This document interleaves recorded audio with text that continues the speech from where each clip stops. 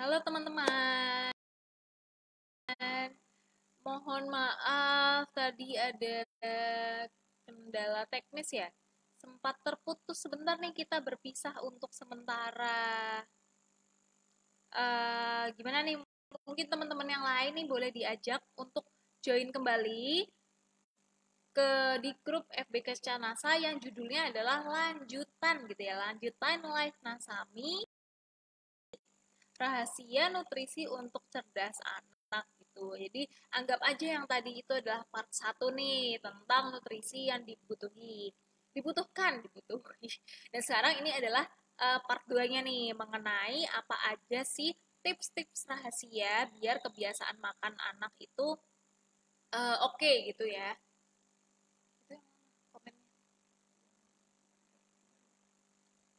Nah, boleh nih untuk rekan-rekannya mengundang kembali rekan-rekan yang tadi hadir biar ada lanjutannya karena kita masih punya satu kuis ya yang tadi belum disebutkan yang saya janjikan tadi. Sayang banget kalau misalnya ikutan cuma di kuis yang pertama tadi. Oke, nih sudah hadir kembali rekan-rekan kita nih, rekan-rekan setia NASA dan Nasami. Mungkin saya ulangi sedikit ya. Tadi kan kita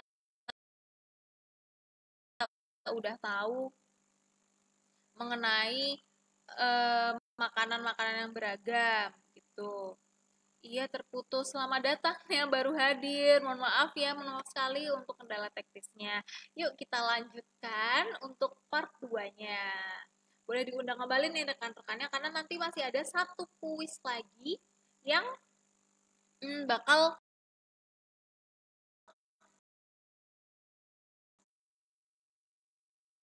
ada di sini nih gitu. Lanjutannya Nasami ya tim. Terima kasih banyak nih Kak Winnie sudah menginfokan ke teman-temannya.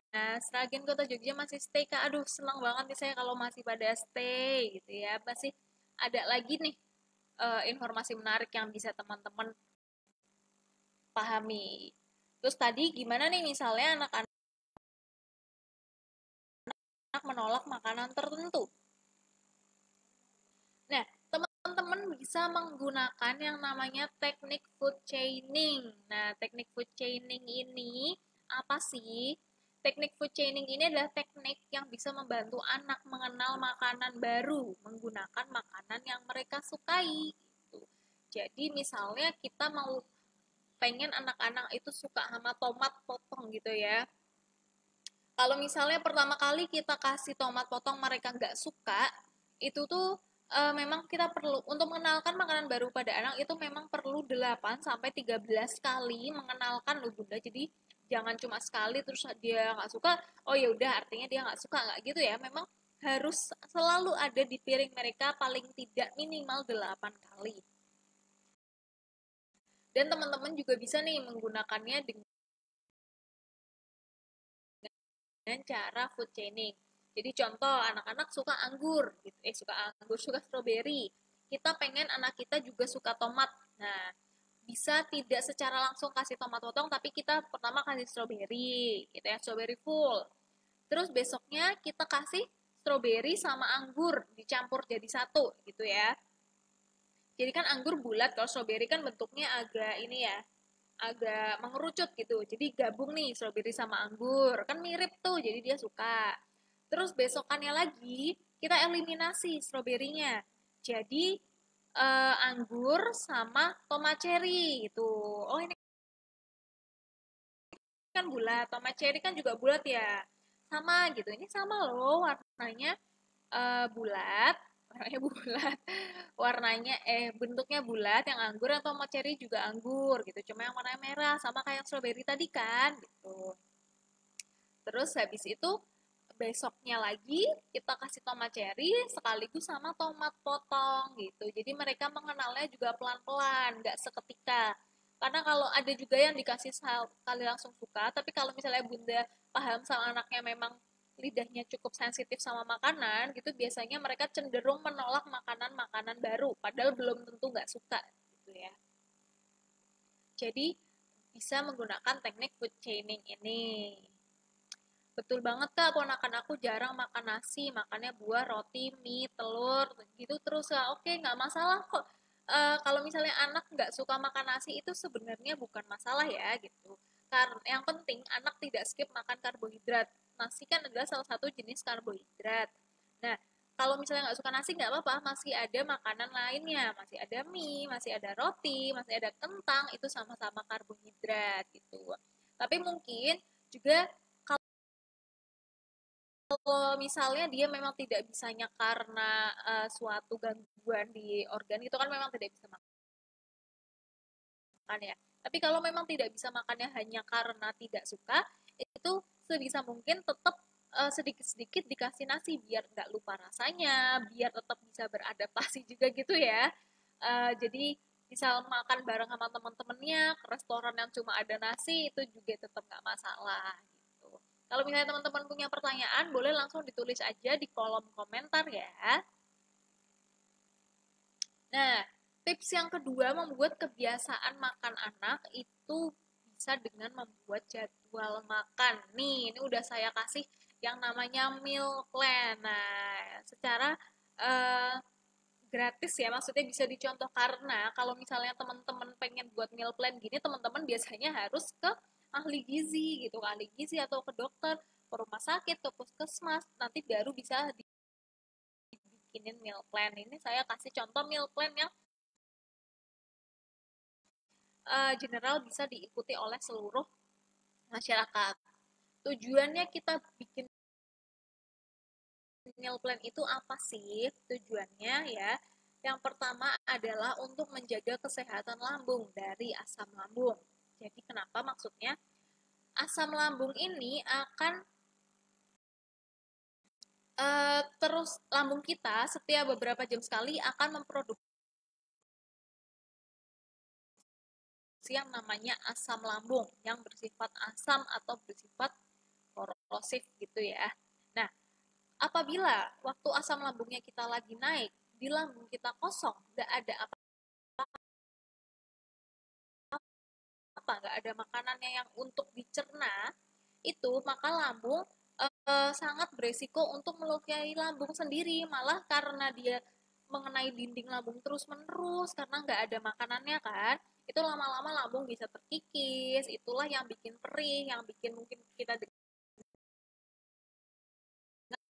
adalah mah gitu ya. Jadi mah ini adalah eh, pada saat kenaikan asam lambung, tetapi di lambung kita pas nggak ada makanan dan lambung kita sudah terluka, itu yang bikin kita mah, gitu ya. Jadi kita butuh jadwal makan yang tepat gitu ya. Itu biar waktu asam lambungnya naik sudah ada makanan di lambung.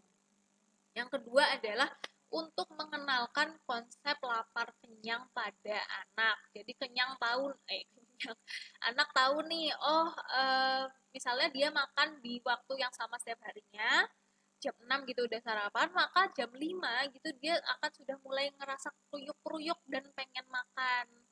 Terus setelah makan dia juga akan merasa kenyang dibandingkan dengan anak-anak yang tidak punya jadwal makan. Jadi memang makannya misalnya hari ini makannya jam 12, tapi besok makannya baru jam 2 siang, itu makan akan jadi tidak beraturan gitu hormonnya, kerasa lapar kenyangnya juga tidak beraturan. Makanya jadinya anak susah gitu kalau dikasih makan. Oke, selamat datang yang baru hadir, selamat menyimak. Nah, contohnya nih ada makan itu 5 kali sehari loh teman-teman, banyak kan? Nah, jadi contoh sarapannya nih apa? Roti tawar sama telur sama sayurnya gitu. Contohnya sukanya apa ya selada. Ingat ya tadi telur itu mengandung kolin yang sangat penting untuk pembentukan kecerdasan. Terus nanti jam 10 mulai snack pagi. Gitu. Snack paginya susu, biskuit, tomat. Ini untuk menunya juga udah saya sesuaikan yang mengandung banyak zat gizi untuk otak anak ya. Jadi ini bisa banget dipraktikkan secara langsung di kehidupan sehari-hari. Seharian makannya ini. Ini udah saya perhitungin nih gizinya juga. Jadi susu, biskuit, sama tomat gitu. Terus nanti makan siang nih, makan siangnya bisa makan nasi,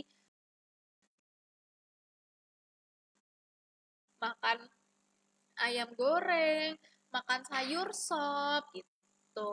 Terus nanti jam 3 sore itu mulai ngemil lagi nih, ngemil lagi untuk biar anak tidak terlalu lapar saat menunggu jam makan malam. Misal bisa jus buah sama risoles atau jajan pasar yang lain itu juga nggak masalah kok gitu. Kan risoles itu kan isinya kentang, ada wortelnya juga gitu ya. Dan makan malamnya apa nih? Makan malamnya pengen makan mie. Tuh, mie-nya boleh banget. Misal makan nasami, tambah toppingnya sosis sama bakso. Terus nanti ditambah sawi gitu. Oke, gimana teman-teman? Ada pertanyaan nggak nih kira-kira sampai di sini? Apakah ada masih yang kurang jelas? Nanti biar saya jelasin ulang nggak masalah. Nah, tadi kan kita udah tahu eh, apa aja sih makanan yang zat gizinya perlu kita konsumsi ya untuk kesehatan anak. Terus kita juga udah tahu gimana cara building kebiasaan sehat untuk anak. Tadi dari pertama membiasakan makanan beragam, terus pakai teknik food chaining, sama membuat meal plan untuk makan sehari 5 kali gitu ya. Dan untuk yang dihindari, ini apa aja sih yang harus dihindari? Nah, ini nih apa yang harus dikurangi, bukan melarang ya. Jadi kita tidak perlu melarang suatu jenis makanan tertentu. Maksudnya yang kalau misalnya makanan itu memang benar-benar berbahaya, beracun itu ya sudah pasti kita larang. Tapi kalau makanan itu adalah makanan biasa, tidak beracun, hanya kurang nutrisi saja, kayak misalnya ciki-cikian, snack angin gitu ya, itu teman-teman tidak perlu melarang anak untuk tidak mengonsumsi ciki contohnya.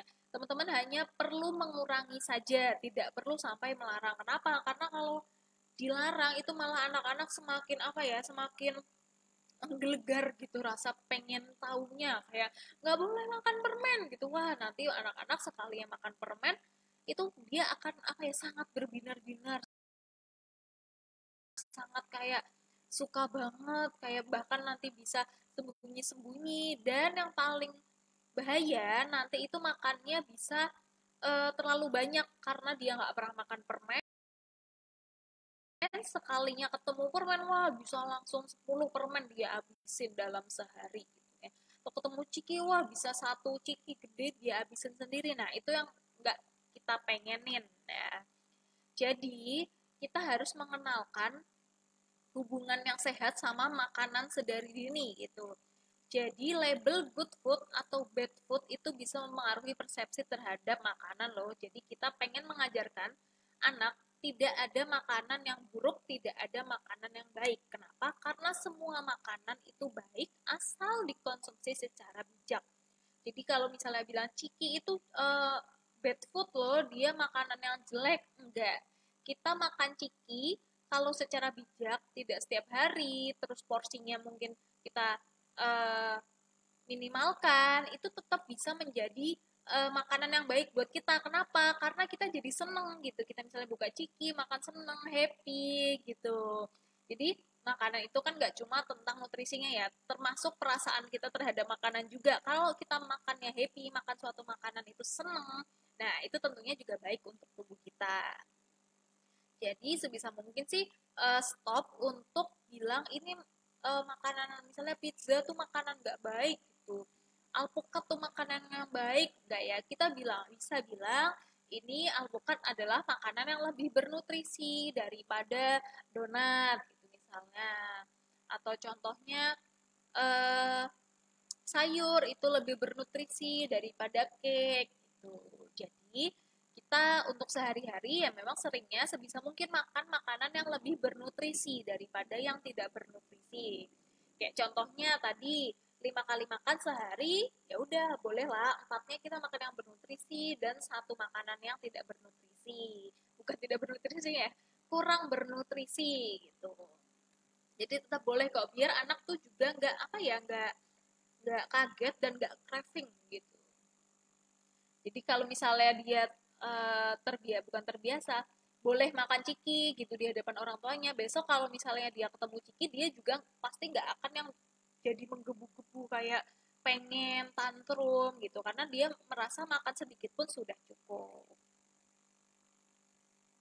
Oke, nah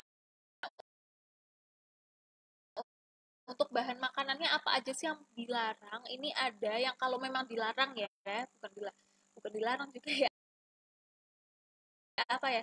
Yang memang sebisa mungkin dihindari sama anak adalah yang namanya zat aditif atau bahan tambahan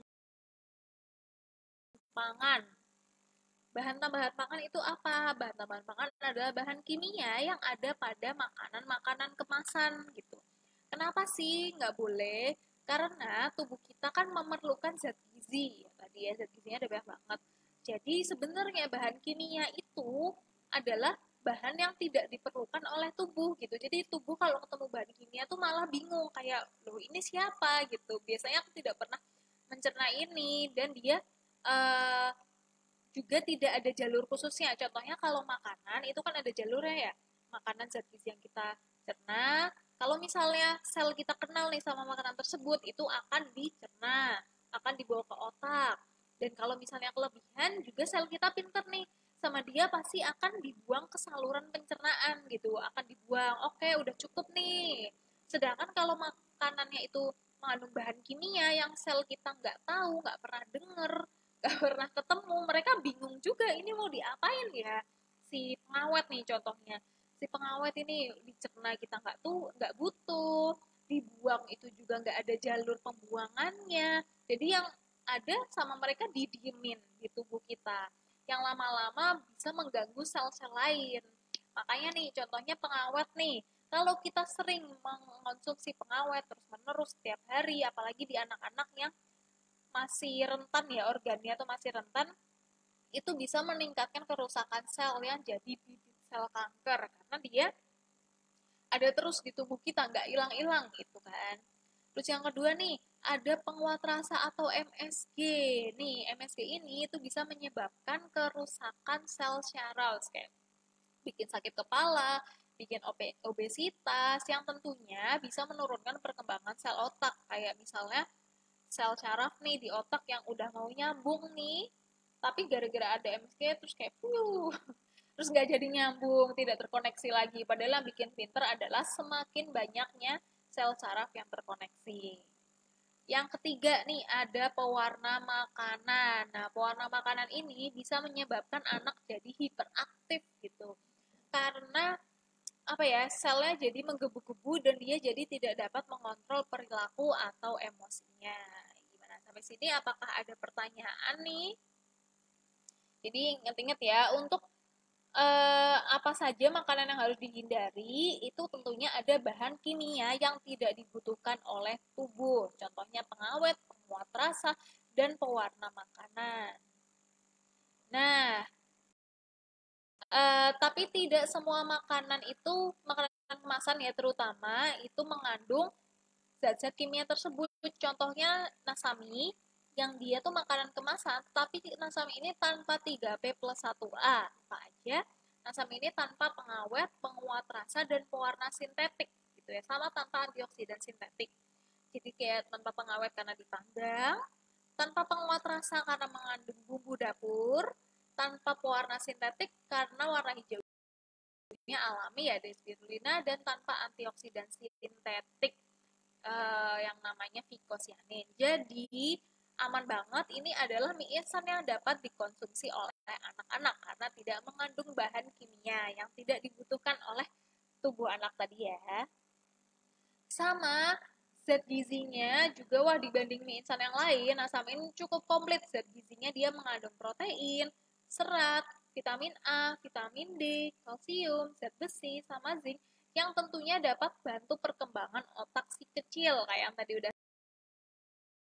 saya sebutin ya. Dan yang utama apa? Kolin ya, tadi ketinggalan nih, nggak disebutin di sini. Kolin itu kan ada di telur, dan nasami, minyak itu mengandung telur. Jadi zat gizi nasami ini juga dapat membantu perkembangan otak si kecil gitu. Nggak perlu ragu lagi makanannya. Kalau misalnya pengen makan mie, mending makan nasami aja yang memang zat gizinya ini udah cukup cukup adekuat nih untuk bantu perkembangan otak si kecil. Wah, nah ini nih yang ditunggu-tunggu, quiz time. Kuisnya ini adalah mengetik jawaban di kolom komentar dengan lengkap nih. Mohon maaf, ini bukan mitos atau fakta, tetapi nanti jawabnya secara lengkap ya, A, B, C, D kayak tadi. Misal A, spirulina. Dan pemenangnya ini adalah kita pilih pemenang dengan peserta yang jawabannya benar dan lengkap. Tidak lupa pemenangnya akan diumumkan di sosial media Nasami. Gimana, udah siap nih untuk kuisnya? Nanti pemenangnya akan kita pilih random. Boleh dong tulis siap gitu. Biar adil nih. Untuk teman-temannya juga boleh di-tag karena ini saatnya kuis. Biasanya pas saatnya kuis mulai pada datang nih teman-temannya. Udah siap untuk pertanyaannya?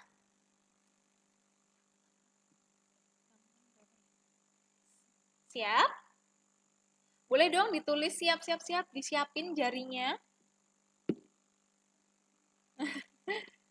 Sudah Kak, bismillah, OTW siap. Oke, yang lain siap? Siap? Boleh siap.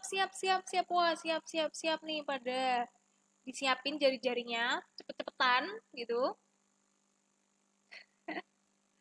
Oke, kalau gitu langsung aja nih karena udah pada siap jawab kuisnya untuk dapat Rp50.000. Gampang banget sih ini kuisnya, pasti yang nonton dari tadi udah pasti tahu jawabannya. Oke, kalau gitu 3, 2, 1. Ya, silahkan dijawab. Mana nih yang benar? Nasami tidak mengandung 3P plus 1A, atau Nasami tidak mengandung 3P, tidak mengandung 2P plus 1A, atau D, Nasami tidak mengandung 3P plus 1A. Oke, yang tadi dengerin pasti tahu deh, Nasami tidak mengandung apa. Yang pertama tidak mengandung pengawet, ya, pengawet P-nya udah 1. Terus habis itu tidak mengandung penguat rasa. Terus Nasami tidak mengandung pewarna sintetik. Atau yang lain nih, yang di sebelahnya ada bungkus Nasami. Dilihat, sama satu lagi, dan terakhir tidak mengandung. Nah, huruf apa ya terakhir ini? Gitu. Yuk, jawab yuk. Mumpung masih bisa langsung jawab ya. Nasami tidak mengandung. Oke, udah pada mulai jawab nih. Yuk. Yang lain yuk yang mau dapat hadiah nih. Karena nanti semua itu kesempatannya sama ya untuk menjawab gitu ya. Jadi semua akan mendapat kesempatan yang sama untuk menjawab. Oke, Nasami tidak mengandung. Karena kalau misalnya di makanan lain kan kita sering lihat ya, dia tidak mengandung 3P. Tapi apakah Nasami hanya tidak mengandung 3P saja? Oke, udah mulai kelihatan nih jawabannya, udah pada mulai jawab. Oke, wah tidak mengandung 3P plus 1A, tidak mengandung 3P plus 2A. Yang mana ya? Yang benar ya? Oke, kalau gitu saya kasih waktu 30 detik lagi nih untuk teman-teman yang belum jawab. Segera jawab, karena masih ada kesempatan untuk menjawab. 10, 9, 8, 7, 6, 5, 4, 3, 2, 1. Udah, nggak ada yang mau jawab lagi? Kalau gitu, jawabannya adalah ya, betul. Nasami tidak mengandung 3P plus 1A. Apa aja tuh 3P plus 1A? Ini ya. Nasami tanpa pengawet, penguat rasa, pewarna sintetik, dan tanpa antioksidan sintetik. Jadi kalau mini di luar lain itu cuma tanpa 3P, Nasami lebih unggul lagi karena kita tanpa 3P plus 1A. Yeay, bener. Selamat yang bener. Nah, nggak kerasa udah waktunya Q&A nih. Silakan dong teman-teman yang punya pertanyaan. Habis ini kita masih bisa diskusi, bincang-bincang lagi untuk pertanyaannya ya. Dan jangan lupa follow sosial medianya Nasami.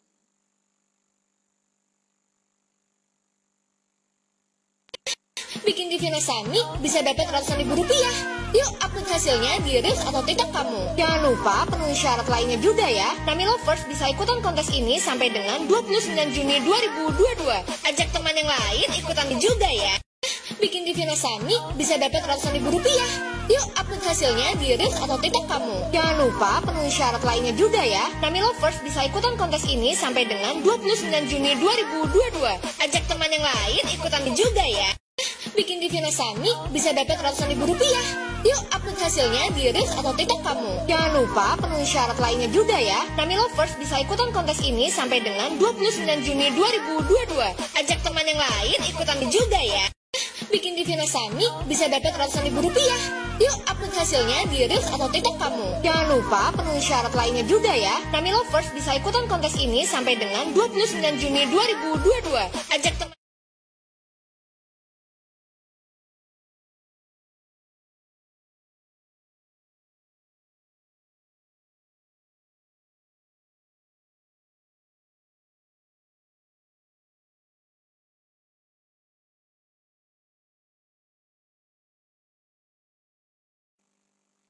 Halo. Halo teman-teman. Oke, setelah kita sudah mendengar nih pemaparan materi dari Mbak Cita yang tadi menyampaikan informasi mengenai pentingnya rahasia nutrisi untuk otak cerdas anak. Banyak banget ilmu yang sudah kita dapatkan dari pemaparan materi dari Mbak Cita tadi ya. Dan seperti yang tadi sudah disampaikan di awal, kita itu akan memilih pertanyaan-pertanyaan yang paling menarik yang akan langsung dijawab oleh Mbak Cita, dan pertanyaan paling menarik ini juga berpeluang dapatkan hadiah. Nah, dari beberapa pertanyaan yang masuk, karena tadi sempat ada kendala koneksi ya Mbak, tapi saya tapi kita sudah menangkap layar untuk pertanyaan dari teman-teman. Ini kita mau langsung aja membacakan 3 pertanyaan pertama nih dari teman-teman yang sudah menulis di kolom komentar ya. Langsung saja kita ke pertanyaan yang pertama. Pertanyaan pertama ini datangnya dari Kak Husnul Khotimah. Pertanyaannya adalah, ini Kak, boleh nggak sih Kak kalau misalnya kita ngasih bekal anak sekolah itu nasi mie goreng dan ditambah dengan nasi seperti itu? Apakah itu boleh dan baik untuk anak, untuk bekal atau tidak? Silakan penjelasannya Mbak Cita dari Kak Husnul. Oke, terima kasih banyak Kak Kusnul pertanyaannya. Kalau ditanya apakah boleh bawain bekal anak itu nasami, mie instan sama nasi, jawabannya itu sebenarnya boleh. Tapi ada tapinya nih. Nah, alasannya pakai nasi nih kenapa nih Bun? Apakah karena kurang kenyang gitu atau gimana? Karena saya mau kasih tips nih biar bekal anak itu bisa lebih bernutrisi ya, yang tadi kita jelasin ya.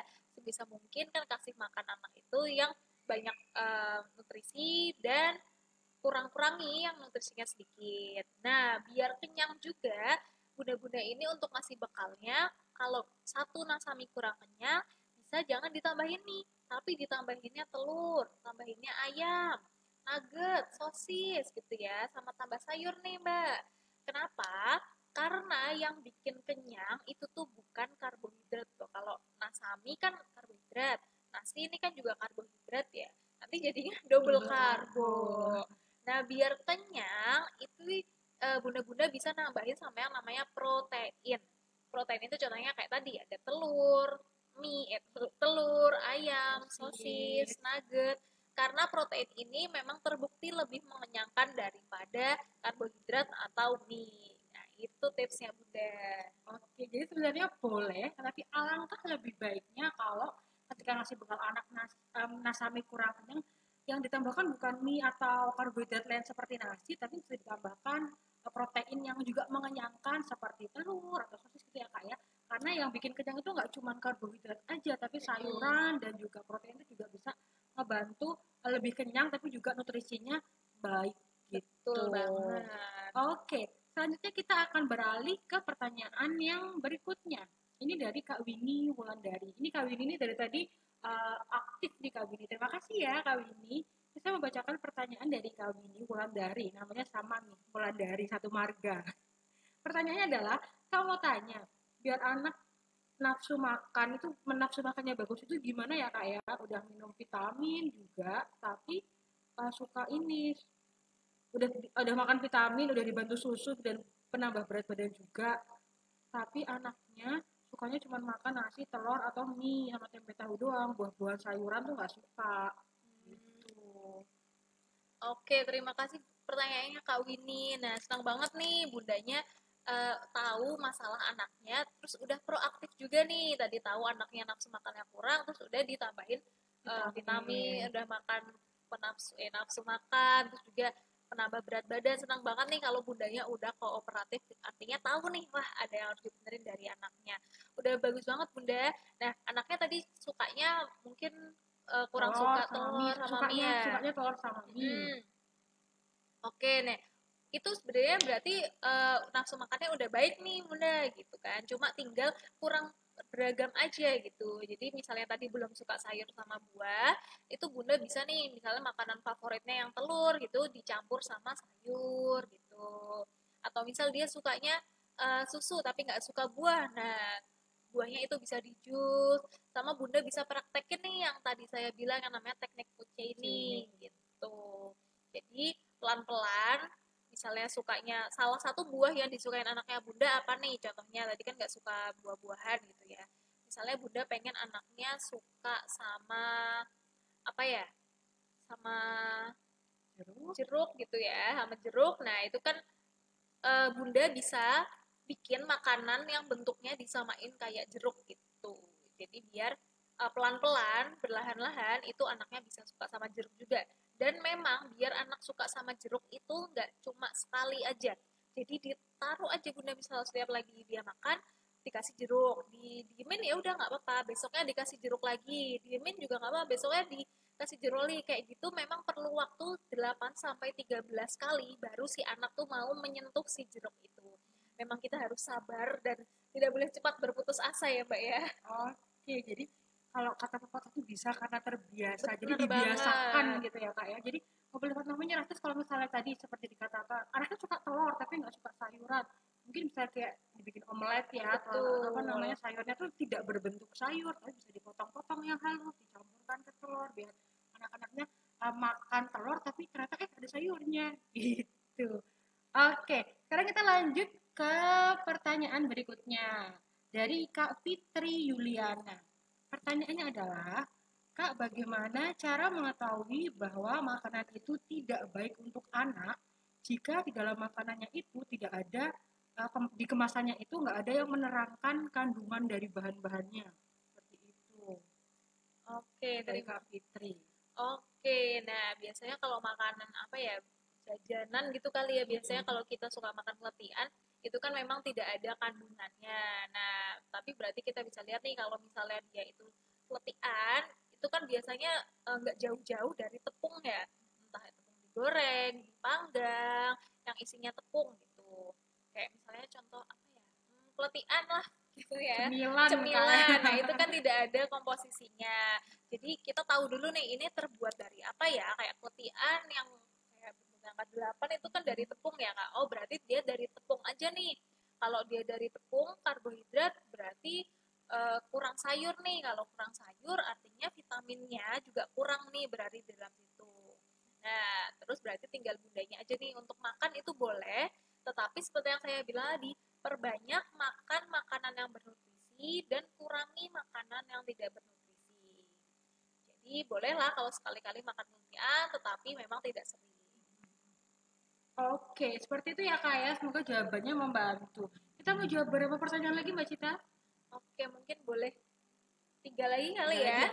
Oke, ini kita mau yang baru aja nih, pertanyaan masuk dari Kak Dwi. Pertanyaan adalah, Kak mau tanya kalau saat anak saya nafsu makannya menurun, itu saya suka kasih susu dicampur sama kuning telur gitu. Dan katanya itu bisa ningkatin nafsu makan, itu benar nggak sih kak? Ataukah itu hanya mitos saja atau ternyata benar? Silakan. Oke, terima kasih. Jadi susu dicampur kuning telur ya. Oke. Nah, itu yang pasti nomor 1 bisa meningkatkan apa tuh namanya, kebutuhan gizi anak, karena susu itu kan makanan bernutrisi. Telur itu juga bernutrisi banget. Nah, yang perlu memang diperhatikan adalah karena itu dalam keadaan mentah, dipastikan kuning telurnya itu yang bisa dimakan dalam keadaan mentah yang sudah bebas dari bakteri. Nah, kalau bisa meningkatkan nafsu makan atau tidaknya, itu sebenarnya lebih ke persepsi aja gitu. Bisa jadi karena si anak memang suka sama susu dan kuning telur, atau si anak malah nggak suka susu dan kuning telur, jadi dia makan makanan yang lain akan lebih lahap gitu.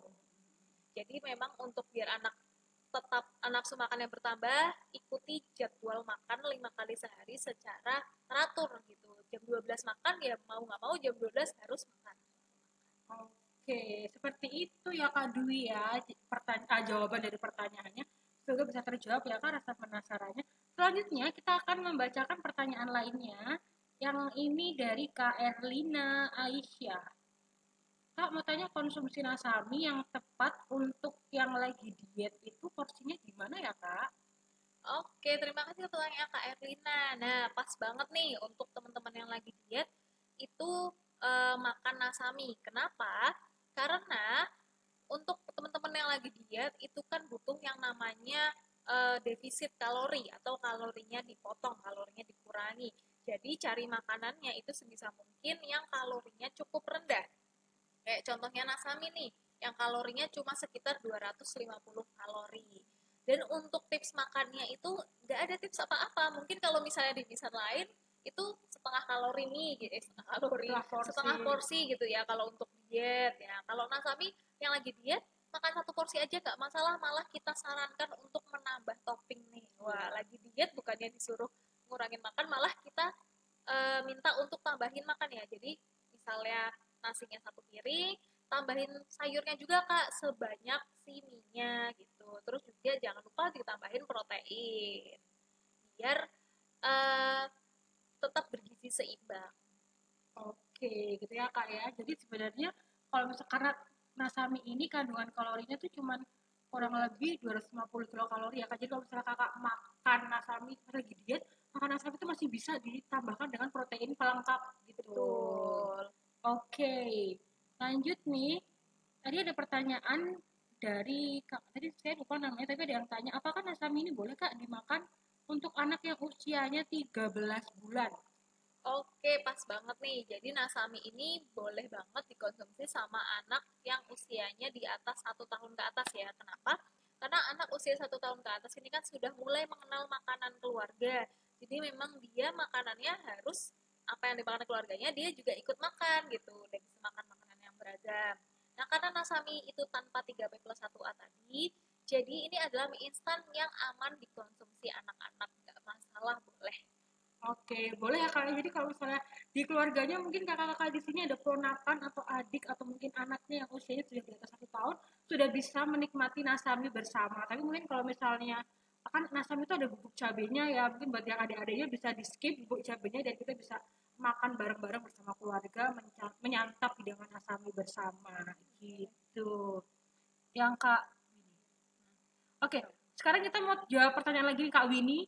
Wulandari ada pertanyaan lagi. Ini pertanyaan terakhir ya teman-teman. Oke, pertanyaan dari Kak Winnie adalah, Kak kalau minum susu kotak merek Pip gitu, apakah bagus nggak sih Kak untuk pencernaan anak? Gitu. Bagus nggak? Oke, terima kasih untuk pertanyaannya. Nah, oke, jadi selama teman-teman makan makanan kemasan yang sudah ada logo BPOM-nya, sudah ada logo halalnya, kayak Nasami itu juga sudah berlogo BPOM halal, itu insya Allah aman untuk dikonsumsi, yang artinya aman untuk pencernaan juga. Kalau misalnya anak kakak itu tidak ada masalah kayak intoleransi laktosa, alergi protein susu, kayak gitu, itu nggak masalah untuk pencernaan. Aman-aman aja. Kayak nasami nih, nasami ini juga kita menggunakan yang namanya tepung mokaf. Nah, dibandingin tepung terigu, tepung mokaf ini lebih mudah cerna dibandingin tepung terigu. Jadi bisa jadi pilihan buat anak-anak nih, bunda-bundanya gitu kan, daripada makan mie yang 100% menggunakan tepung terigu. Itu lebih apa ya, lebih pas kalau untuk anak-anak itu makanannya tidak 100% dari tepung terigu biar lebih mudah cerna. Oke, jadi gitu ya Kak Winnie. Sebenarnya susu untuk pencernaan tidak masalah, yang penting anaknya tidak ada intoleransi laktosa. Ya, benar ya. Iya. Oke, sebenarnya masih ada pertanyaan-pertanyaan yang lain, cuman apakah kita mau lanjut atau nanti kita jawab di kolom komentar ya kakak-kakak. Oke, baiklah teman-teman, terima kasih untuk pertanyaan yang sudah masuk ya. Saya juga mau tanya nih untuk teman-teman yang hadir di live hari ini, siapa yang sudah coba nasami? Yang teman-teman yang udah pernah coba nasami, boleh silahkan berbagi testimoninya di kolom komentar. Meskipun ini nanti kita sesi live-nya sudah berakhir, kalau ada yang mau kasih testimoni di kolom komentar, boleh banget, silahkan diketik di kolom komentar. Kita akan tunggu nih dan kita akan pilih testimoni yang paling menarik dan nanti akan berkesempatan juga mendapatkan hadiah dari Nasami. Jadi yuk yang sudah coba Nasami silahkan komen-komen untuk memberikan testimoni terbaiknya. Baik, selanjutnya kita akan memberikan kesimpulan dari yang sudah disampaikan oleh Mbak Cita tadi. Jadi hari ini Mbak Cita itu memberikan informasi berbagi ilmu tentang kita mengenai rahasia nutrisi untuk otak cerdas anak. Ada nutrisi yang penting banget nih yang perlu diberikan untuk anak. Ada 4 yang paling penting. Yang pertama adalah vitamin, mineral, lemak tak jenuh, dan juga antioksidan ya Mbak Cita. Dan untuk vitamin sendiri itu yang paling penting, yang paling utama untuk yang paling baik, sebenarnya baik semua, tapi di antara yang baik itu pasti ada yang terbaik. Ada vitamin D dan juga vitamin A. Yang itu bisa didapatkan dari kedelai, dari telur, dari susu, dari buah alpukat. Terus kalau mineral tadi juga bisa dapat dari daging, dari udang. Terus juga lemak tak jenuh bisa dari ikan kembung, ikan teri. Nggak perlu nggak perlu makanan-makanan yang mahal kayak salmon, sebenarnya kayak yang deket-deket sama kita kayak teri, kayak kembung itu juga sebenarnya nutrisinya sudah bagus banget. Oke banget nih untuk memenuhi nutrisi kebutuhan nutrisi anak seperti itu. Oke, baiklah teman-teman, semoga materi yang disampaikan dari Mbak Cita hari ini bisa bermanfaat untuk kita semua ya. Mungkin yang belum punya anak, kita seperti kami berdua ini bisa masih tetap belajar gitu supaya nantinya ketika punya anak sudah lebih siap dan bisa menghasilkan generasi muda yang cerdas dan berkualitas. Benar banget, karena apalagi persiapan untuk anak yang cerdas itu nggak dimulai pas kita punya anak ya. Dari kehamilan itu juga nutrisi yang saya sebutin tadi sebisa mungkin dicukupi biar anaknya juga cerdas sedari dijanin. Oke teman-teman. Selanjutnya kita juga mau menyampaikan informasi sekali lagi kalau Nasami itu sedang ada kontes review produk ya. Jadi buat teman-teman di rumah yang udah punya Nasami ini, silahkan dibikin Nasaminya, terus bikin video review sederhana, tinggal pakai HP aja kita nge-review makan Nasami, diungkapkan enak banget Nasaminya, teksturnya, menggambarkan rasanya kayak gitu ya. Dan teman-teman bisa upload di Instagram atau Facebook. Dan jangan lupa untuk tag 5 orang temannya serta tag akun Nasami @nasami.official. Dan teman-teman wajib banget untuk ikut kompetisi ini karena apa? Karena hadiahnya banyak banget. Total hadiahnya senilai Rp800.000. Jadi pastikan teman-teman sekarang juga nih yang udah punya Nasami di rumah, silahkan kita bikin review bareng anaknya boleh, bareng teman-temannya juga boleh. Dan upload di sosial medianya ya, jangan lupa untuk tag Nasami official. Semoga teman-teman beruntung untuk mendapatkan hadiahnya. Oke, saya juga mau mengingatkan sekali lagi untuk teman-teman memberikan informasi ini untuk para mitra NASA, teman-teman di rumah yang berdomisili di DIY di Kota Jogja khususnya. Kalau PT NASA ini mengadakan training pelatihan tematik bersama Nasami yang judulnya ini Juni Nasami Misteri. Wah, judulnya itu menarik ya Mbak ya, Nasami Misteri gitu. Oke, jadi kami mengundang untuk teman-teman semua yang berdomisili di Kota Jogja khususnya dan sekitarnya untuk hadir bersama-sama di Hall PT Natural Nusantara. Di sana kita akan happy seru-seruan bareng Mbak Cita juga yang akan berbagi informasi, akan mengupas tuntas nih biar kita lebih kenal tentang Nasami. Terus juga ada demo masaknya Mbak Cita. Terus juga akan ada kontes foto, door prize, dan akan bertabur door prize. Terus kita juga akan bagi-bagi sampel mie Nasami. Jadi kita nanti di sana bisa makan bareng, icip-icip Nasami di Hall PT Natural Nusantara. Jadi untuk teman-teman ya yang pada hari Sabtu 11 Juni 2022 alias 2 hari lagi yang sedang tidak ada acara nih, boleh banget datang di kantor PT Natural Nusantara besok Sabtu jam 9 pagi. Kita tunggu kedatangannya teman-teman yang kita akan seru-seruan bareng tim Nasami. Kita akan bertatap muka secara langsung dan kita akan lebih kenalan lagi, happy-happy deh pokoknya di PT Natural Nusantara ya, bareng teman-teman yang lainnya. Oke, demikianlah ya teman-teman, kita sudah berada di ujung acara live Nasami hari ini. Terima kasih banyak untuk Mbak Cita yang sudah berbagi ilmunya untuk kita semua gitu ya. Dan terima kasih juga, saya sangat berterima kasih sekali untuk teman-teman yang masih setia menonton live sampai saat ini sampai akhir, karena tadi sempat ada beberapa permasalahan koneksi ya, tapi saya sangat berterima kasih karena masih banyak yang ikut gabung nih, masih banyak yang semangat banget untuk mencari ilmu dan juga tanya jawab tentang Mbak Cita tadi tentang nutrisi anak gitu ya. Oke. Terima kasih untuk teman-teman yang sudah bergabung. Jangan lupa untuk follow sosial media Nasami, karena untuk pengumuman giveaway pada live hari ini juga akan kita sampaikan di sosial media Nasami. Dan syarat utamanya adalah hadiah ini akan diberikan untuk orang-orang yang sudah follow akun sosial media Nasami. Jadi sayang banget nih, tadi udah jawab quiz dengan benar, menang nih, tapi pas kita cek ya belum follow, nggak jadi menang deh. Jadi pastikan untuk udah follow, udah like, udah subscribe akun-akun sosial media Nasami, karena nanti informasi pemenang akan disampaikan di sosial media Nasami. Oke. Baiklah, sekali lagi saya mengucapkan terima kasih, dan saya dan juga Mbak Cita memohon maaf ya teman-teman apabila kami berdua dalam menyampaikan acara hari ini ada kurang-kurangnya, banyak miss-nya. Kami berdua mohon maaf. Semoga live hari ini bermanfaat untuk kita semua. Dan sampai jumpa di live berikutnya. Selamat siang. Assalamualaikum warahmatullahi wabarakatuh. Selamat siang.